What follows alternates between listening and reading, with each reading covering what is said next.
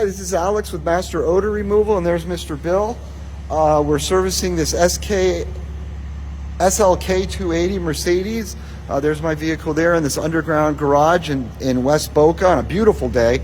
We're servicing it for what they think is a water leak from this hardtop pops off, so it becomes a convertible.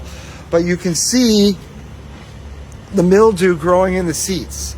And we see this after hurricanes.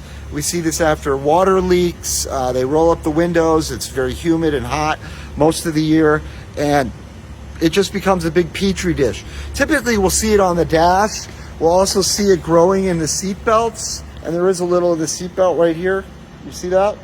So we'll service the seat belt, all the interior. We're going to turn the vehicle off in a second. And then after everything's dead in there and smelling good again, it just smells kind of musty.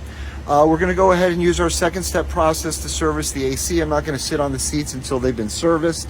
And that's really basically it. Kind of an interesting one this morning. I'll give you a shot of the vehicle this way. All right, and that's really basically it. Another luxury vehicle, another odor service, any make, any model. We look forward to earning your business as well. Thanks for viewing.